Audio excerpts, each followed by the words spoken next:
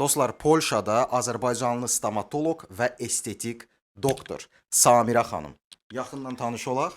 Salam, xoş gəlmisiniz. Mən 2 ildir Polşada yaşayıram. Adım Samira Əliyevadır. Özüm Azərbaycanlıyam, amma bura Ukraynadan gəlmişəm savaş sonrası.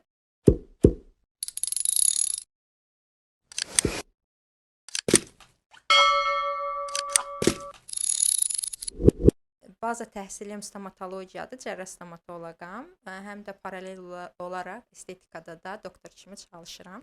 Həftənin bəzi günləri stomatologiyadayam, bəzi günləri burada estetik klinikadayam. Ümumiyyətlə Polşa kimi ölkəyə stomatoloq kimi gəlib işləmək olarmı? Azərbaycan təhsili ilə və yaxud da Ukrayna təhsili ilə? Bəli, bu mümkündür. Mən daha çox, yəni daha dəqiq Ukrayna təhsili ilə deyə bilərəm, amma Azərbaycan təhsili ilə də mümkündür bu. Ukraynada müharibə sonrası Ukrayna təhsili ilə bura gəlmiş həkimlər 5 illik işləmə icazəsi alırlar Səhiyyə Nazirliyindən və həmin 5 il ərzində və yaxud 5 il bitdikdən sonra təhsillərini, diplomlarını təsdiqləməlidirlər. Nostrifikasiya deyilir buna. Azərbaycandan gələn həkimlər ilkin icazə kağızı almayacaqlar. Yəni 5 illik icazə kağızı olmayacaq onlarda. Çox güman ki, iş vizası ilə gəlməlidirlər və başqa, yəni işlərdə işləyə 1 il və yaxud 2 il ərzində təhsillərini təsdiq eləyə bilərlər, diplomlarını təsdiq edə bilərlər. Bütün xarici vətəndaşlar üçün diplom təsdiqi eyni qayda ilə keçirilir. 2 imtahan var. Biri dil imtahanıdır. Dil ümumi dil deyil, dil tibb dilidir. İmtahanın adı NIL-dir. NIL imtahanı 4 hissədən ibarətdir. Onu verdikdən sonra diplomun nostrifikasiyası etapına keçirsiniz. Diplomun nostrifikasiyası tibb universitetlərində keçirilir. Tibb universitetini özünüz maraqlanırsınız, seçirsiniz hər hansı birini və həmin dokumentlərinizi hazırlayıb göndərirsiniz və oradan cavab gözləyirsiniz. Sonra imtahan, nostrifikasiya imtahanı test üzrədir. Hər institutda müəyyən nüanslar var. Özləri yəni bilirlər o nüansları. Sizə məlumat verəcəklər. Məsələn, elə institut var, orada 200 test var, elə institut var, 150 test var, keçid balları və s. faizlər bir-birindən fərqlidir. Bu 2 imtahanı verəndən sonra sizi göndərirlər stajirovkaya, yəni bizim dillə internaturaya, əvvəl internatura, indi rezidenturadır. Bunlarda həmin o proses stajirovka adlanır və 1 il müddətində keçir dövlət xəstəxanalarına. Məsələn, postsovetdə olan ölkələrdə stajirovkalar pulsuzdur, internatura pulsuzdur. Burada əmək haqqı alırsınız. Minimum və yaxud daha çox əmək haqqı verirlər ayda sizə. 5000-6000 zlot maaş verirlər, yəni internalara. Stajirovkanı qutarandan sonra LEK və yaxud LİDEK adlı bir imtahan var. O da test imtahanıdır. Onu verəndən sonra artıq sizin Azərbaycanda, Ukraynada, Belarusiyada fərqi yoxdur və yaxud başqa SNG ölkələrində aldığınız diplom Polşa diplomu ilə artıq eyni sayılır və siz Polşa həkim bazarına, belə deyək də, buraxılırsınız həkim kimi eyni səviyyədə, yəni Polşa həkimləri ilə eyni səviyyədə buraxılırsınız. Belə bir iddia da var ki, yəni onu mən nə qədər dəqiq olduğunu 100% deyə bilmərəm, amma burada diplomunuzu təsdiqləyib 3 il işlədikdən sonra, stajınız olduqdan sonra Avropanın başqa ölkələrində də gedib işləyə bilərsiniz. Amma yerli dili öyrənmə şərti ilə artıq diplomun təsdiqinə ehtiyacınız qalmayacaq. Çünki YS səviyyəsində, Avropa İttifaqı səviyyəsində həmin diplom tanınmış olacaq. Samira xanım, əgər Polşada stomatoloq kimi, yəni peşəkar stomatoloq kimi fəaliyyət göstərirsə, deməli hər kəs bunu edə bilər. Sadəcə müəyyən proseslərdən keçmək lazımdır. Bütün bu sadaladığınız staj olsun və s. proseslər nə qədər çəkir? Nə qədər çəkəcəyi bir çox amillərdən asılıdır. Ən birinci amil dil bilgisidir. Yəni tək Polşa yox, dünyanın istənilən ölkəsində əgər siz yəni həkim olaraq diplomunuzu təsdiq eləmək istəyirsinizsə, nə ingilis dilində bir Dubayda bu çıxmaq şərti ilə heç bir dildə, yəni diplomu təsdiq eləyə bilməsən, ancaq yerli dili bilməlisən. Yerli dili neçə müddətə öyrənəcəksiniz. Sonra burada xüsusi müəllimlər var, hansılar ki, yəni imtahanlara hazırlaşdırırlar. Mən indi bu dəqiqə imtahan vermək dönəmindəyəm. Məsəl üçün Nil imtahanı, birinci verəcəyim imtahan dil imtahanıdır, tibbi dil imtahanı. Fevral ayından, yanvar-fevral ayından hazırlaşıram. Bir ay sonra verməliyəm o imtahanı. Məsəl üçün 3 aya hazırlaşan insanlar var, bilirəm. 2 aya hazırlaşan insanlar var. O baxır sizin dili necə tez götürəcəyinizdən asılıdır, vaxtınızdan asılıdır. Məsəl üçün elə insanlar var ki, imtahanlara hazırlaşan müddətdə çalışmırlar. Evdə oturub gündə 4-5 saat vaxtlarını imtahana hazırlaşmağa xərcləyirlər. Təbii ki, onda 2 ayada məsəl üçün öyrənmək olar, dili bilmək şərti ilə. Mən çalışmaq zorundayam, çalışmaya bilmərəm. Özdə 2 sahədə çalışıram. Ona görə mənim vaxtım biraz azdır. İmtahanlara ayıra biləcəyim vaxtım. Amma mütəmadi olaraq hər gün demək olar ki, gündə 1-2 saat, yəni vaxt ayırmışam. 4-5 aydır, yəni hazırlaşıram. Hələ 1 aydan sonra da imtahanım, ilk imtahanım. Məsəl üçün bura gəlmək istəyən Azərbaycanlılar əgər rus dilini bilirlərsə, özlərinə burada rus dilli klinikalarda, Ukrayna klinikaları olsun, Belarus klinikaları olsun, həkim köməkçisi kimi işə girə bilərlər. Məsələn, əgər söhbət stomatologiyadan gedirsə, hər hansı bir stomatoloq assistenti kimi başlaya bilər. Mən də təzə gələndə bir 6 ay stomatoloq assistenti işləmişdim burada.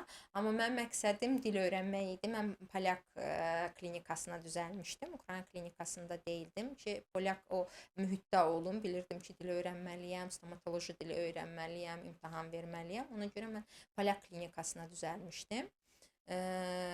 Yəni polyak dilini də heç olmasa A2, A2 etapında bilən stomatoloqlar da düşünürəm ki, stomatoloq assistenti kimi, amma iş vizası olmaq şərti ilə, çünki sizi nəyinsə əsasında işə götürməlidirlər.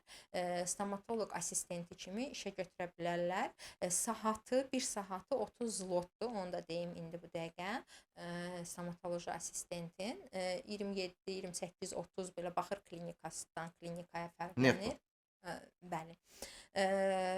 Yəni stomatoloji assistent işləyə bir il ərzində düşünürəm ki, dil öyrənib imtahanlara, yəni başlamaq olar. İndi isə keçək əsas məsələyə, çünki bir çoxlarını əsas düşündürən gəlir nə qədər olacaq, sənin aylıq qazancın nə qədər olacaq? Aylıq gəlir işlədiyiniz klinikadan, faizdən, işlədiyiniz şərtlərdən asılı olaraq dəyişir və bacarıqlarınızdan. Çünki yəni elə həkim var ki, tək terapiya ilə məşğuldur, plomb qoymaqla məşğuldur və faizi məsələn 30% işləyir.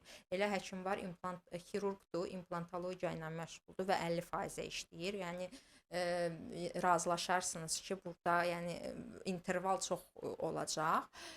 Belə ay olaraq 2500 deyərdim, təmiz gəliri falan çıxmaq şərti ilə və 10.000 arası, yəni dollar nəzərdə tuturam. Yenə dediyim kimi, əgər xirurqsuzsa, implantologiya ilə məşğulsuzsa və faiziniz yüksəkdirsə, 2500-10.000 arası dəyişər maaşınız. Bu stomatoloqun qazancıdır, assistent kimi? Assistent 500.000 dollar arası qazanır yəni burada. Gələcəkdə planlarınızda var ki, özünüzə nəsə açasınız, klinika olsun, məsələn, öz şəxsi fəaliyyət olsun. Məsləhət görərdim ki, Polşa seçilsin. Çünki Polşa biznes aparmaq üçün gələcəkdə daha münbit sayılır. Nəinki Qərbi Avropa ölkələri. Amma əgər siz şəxsi biznes açmaq haqqında fikirləşmirsinizsə, həmişə klinikalarda həkim olaraq fəaliyyət göstərmək istəyirsinizsə, onda daha yaxşı olar Qərbi Avropa ölkələrini seçəsiniz. Çünki orada maaşlar daha yüksəkdir. Şərqi Avropa ölkələrində daha münbit özünə, yəni şəxsi biznes qurmaqdır. Çünki burada həm minimal əmək haqqı daha aşağıdır Qərbi Avropa ölkələrindən. Yəni işçi götürəcəksinizsə, işçiyə verəcəyiniz maaş daha aşağı olacaq və vergi burada daha aşağıdır. Məsələn, əgər Almaniyada 45%, İspaniyada 35%-dirsə vergi, burada daha aşağıdır vergi onlara baxanda. İndi gələcəkdə özünüzə bir yer açmaq istəyirsinizsə, onda Polşa münbit yerdir biznes aparmaq üçün. Amma yəni ömürlük olaraq kliniklərdə həkim kimi çalışmaq istəyirsinizsə, onda daha yaxşı Almaniyanı olardı seçərsiniz. Polşada çox sayda azərbaycanlı yaşayır və bəziləri sizi tanıyır. Hətta indiyənə qədər kifayət qədər də xidmətlərinizdən yararlanıblar. Gəlin qiymətlərdən danışaq. Ümumiyyətlə Polşada diş düzəltdirməyin növləri var və onların xərcləri nə qədərdir? Klinikalardan və həkimlərin professional səviyyəsindən asılı olaraq dəyişir. Amma müəyyən interval var ki, yəni nə ondan aşağı ola bilməz, nə ondan yuxarı ola bilməz. Qiymətləri də yaradan amillər var. Mən bilirəm ki, Azərbaycandan gələn, yəni həmvətənlərimiz çox vaxt qiymətlərdən narazıdır və çox yüksək olduqlarını qeyd edirlər. Amma yəni baxır hansı ölkələrlə müqayisə edirik. Əlbəttə ki, Azərbaycanla və yaxud da Ukrayna, Belarus, SNG ölkələri ilə müqayisə ediriksə və yaxud da əlbəttə ki, yüksək olacaq qiymətlər. Amma Avropanın məsəl üçün daha inkişaf etmiş ölkələri ilə müqayisə edəndə 2, hətta 3 dəfə ucuzdur, yəni qiymətlər. Klinikanın gəliri və çıxarı var. O çıxarların tərkibində vergi var. Vergilər çox yüksəkdir. Yəni gəlirin bir hissəsini aparır. Sonra yenə qeyd elədiyim ki, minimal əmək haqqı var. Orada işləyən yəni təmizlikçidən tutmuş assistentlər, adminlər və bütün işçilər, internet sahəsində işləyən işçilər, bütün işçilərin yəni əmək haqqları minimumdan aşağı verə bilməzsiniz. Onu nəzərə almaq lazımdır. Avropa ölkələrində, o cümlədən Polşada yerlərin arendası çox bahadır. Kliniklərdə siz bilirsiniz ki, daşınmaz əmlak olaraq yaşayış üçün nəzərdə tutulmamış yerlərdə açılır. Bu da daha yüksək arenda puludur. Hələ materialları demirəm, instrumentlər və aparatlar, aparatura falan çox bahadır, yəni stomatologiyada.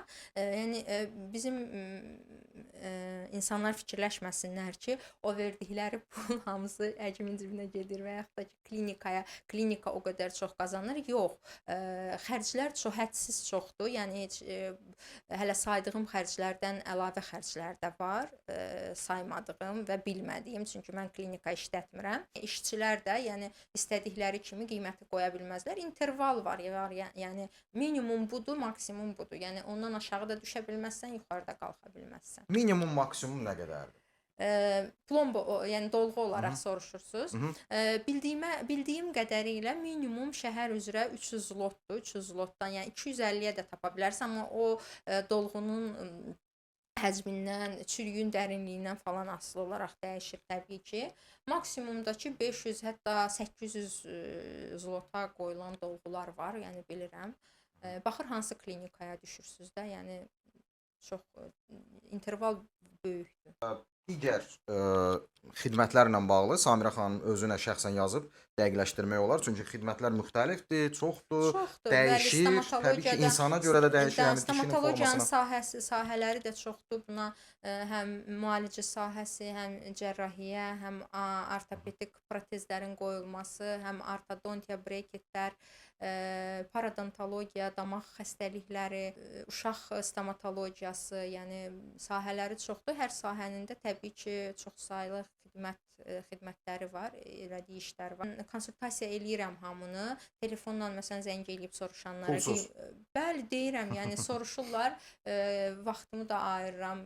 Məsələn bizim millətdə mən başa düşürəm ki, ya təzə gəlmiş, ya çoxdan gəlmiş, yəni onu da anlayıram ki, elə insanlar var ki, çoxdan gəlsələr də işləyirlər, vaxt eləyib dil öyrənə bilmirlər. Bunu da başa düşürəm. Yəni çətindir. Mən özüm bura təzə gələndə yadıma düşür o vaxtlar. Yəni çətin idi. Dili bilməyərək həkimə getmək, hər hansı ağrıması və yaxud da diş ağrısı çox çətin bir şeydir bilirəm. Yəni çalışdığım qədər, əlimdən gəldiyi qədər, yəni köməklik eləməyə çalışıram. Deyilən standart qiymətdən də müəyyən qədər maksimal dərəcədə düşməyə Mən çalışırsınız. həmişə dediyim kimi interval var. Məsələn, bizim klinikanın intervalı var. Ən aşağı qiymət və ən yuxarı qiymət. Mən həmişə bizim millətə ən aşağı qiyməti deyirəm. Heç deməmiş, yəni məndən skitka istəməmiş, heç uzağa getmək lazım deyil. Məsələn, mənim kabinetimdən çıxıb qonşu kabinetə bizim klinikada girsə, xəstə elə vaxt olur ki, gəlir mənim vaxtım olmur. Deyirəm bu qiymət. Deyir ki, yox, ağrıyır da dözə bilmirəm. Deyirəm, çıxıram, baxıram ki, hansı həkimlərdə boşluq var, salıram başqa kabinetə. Gedirlər onun konsultasiyasına ki, ona 2 qat artıq qiymət oxunur. Çıxır gedir, deyir, yox, mən sizə yazılıb gələcəm. Yəni heç uzağa getmək lazım deyil. Mən bizim klinikanın mənə verdiyi intervalın ən aşağısını deyirəm həmişə. Polşadakı müştərilərlə Azərbaycandakı və Ukraynadakı müştərilər arasında əsas fərq nədir? Azərbaycanlı və həmvətənlərimizə səslənərək burdan demək istəyirəm ki, gözləməsinlər. Anlayıram yenə qiymətə görə imkan çatışmamazlığı və s. amma stomatoloji priyoma ən azı deməyim, ildə bir dəfə, ən yaxşılar ildə 2 dəfə gəlmək lazımdır. Stomatoloqa dişlərinizi göstərmək üçün profilaktik olaraq. İldə bir dəfə diş daşlarınızın təmizlənməsi lazımdır. Və çürüklər tapılıb, çürüklər təzə başlayan etapda təmizlənib plomblanması lazımdır. Bu etapda əgər işlər görünərsə, xəstə ildə bir dəfə mütəmadi olaraq stomatoloqa gələrsə, yəni həm cibinizə, həm vaxtınıza, həm sağlamlığınıza az zərər dəyəcək. Amma təəssüflər olsun ki, bizim həmvətənlərimiz çox vaxt gec gəlirlər, gec müraciət edirlər. Yəni dişlər çox çürümüş olur, artıq sinirlərin və yaxud da ki diş ətrafı, kök ətrafı sümüyün, çənə sümüyünün iltihab prosesi başlanmış olur, üzdə şişkinlik olur, yəni dişləri çox vaxt qurtarmaq mümkün olmur və hətta ağızda sınmış o qədər uzun müddətli gəzirlər ki, dişlər diş kökləri damağa, çənəyə, çənə sümüyünə pərçimlənmiş olur. Onları çıxartmaq da, yəni cərrahi yolla çıxartmaq lazım olur. Cərrahi yol daha ağır və daha sonra onun sağalması da daha çətindir, ağrılıdır və s. Antibiotik falan təyin eləmək lazım olur. Ona görə yəni məsləhətim odur ki, vaxtında müraciət eləsinlər. Həm ciblərinə, həm canlarına zərər az dəyəcək o zaman. Fərq də ancaq ondadır ki, məsəl üçün polyakları mən deyərdim ki, polyaklar dişlərinə çox diqqət edirlər. Yəni vaxtında o dediyim, mənim istədiyim xəstələr olaraq, yəni polyakları nümunə göstərə bilərəm. Hətta uşaqlarını belə ildə bir dəfə, 2 dəfə, məsələn ildə 2 dəfə uşaqlara dişlərinə ftor sürtdürürlər ki, profilaktikadır, çürüyün profilaktikası olaraq, yəni ftorlaşma deyilir ona. Ondan sonra diş daşlarının təmizlənməsi, ərklərin təmizlənməsi, stomatoloji baxışların keçirilməsi mütəmadi olaraq uşaqlara vəbşə ildə 2 dəfə lazımdır. Polyaklarla bizim xəstələrin arasındakı ən böyük fərq budur. Polyaklar eləyirlər, bizimkilər isə son anda artıq dişi yəni məhv olan ərəfələrdə artıq gəlir. Çox ağrı verməlidir ki, gəlsinlər. Yəni bunu həm də onu demək istəyirəm ki, xəstələrə onu çatdırmaq istəyirəm ki, yəni zəng eləyib ya yazıb deyirlər ki, dişim çox ağrıyır, bu gün sizə düşmək istəyirəm. Polşada bu biraz çox çətindir. Yəni günü-gününə həkimə düşmək çox çətin bir məsələdir. Ona görə çalışın, öncədən yazılın. Yəni öncədən gəlin, görürsünüz çürük dişləriniz varsa, onları öncədən təmizlətdirin ki, yəni ağrı verib sonra sizi işinizdən eləməsin. Və keçək sizin ikinci sahəniz olan kosmetologiyaya. Bir kosmetoloq doktor kimi də fəaliyyət göstərirsiniz. Bu barədə də bir açıqlama verək. Əminəm ki, burada soydaşlarımız var ki, xanımlar, bəli, bunlara maraqlı ola bilər.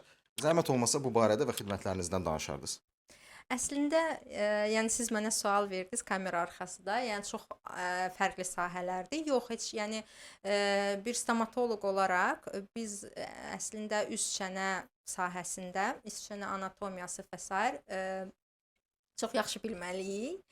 Mən də cərrah stomatoloq olduğuma görə, yəni bu sahəni yaxşı bilirəm. Yəni üz, çənə, ağız boşluğu, boyun sahəsi. Yəni bu sahələr mənim sahələrimdir, belə deyim, bir doktor olaraq. Ona görə yəni kosmetologiyanı əlavə eləmək bu sahəyə, inyeksiyon kosmetologiyanı əlavə eləmək bu sahəyə elə də yəni böyük bir problem deyil, nə də ki böyük bir çətinlik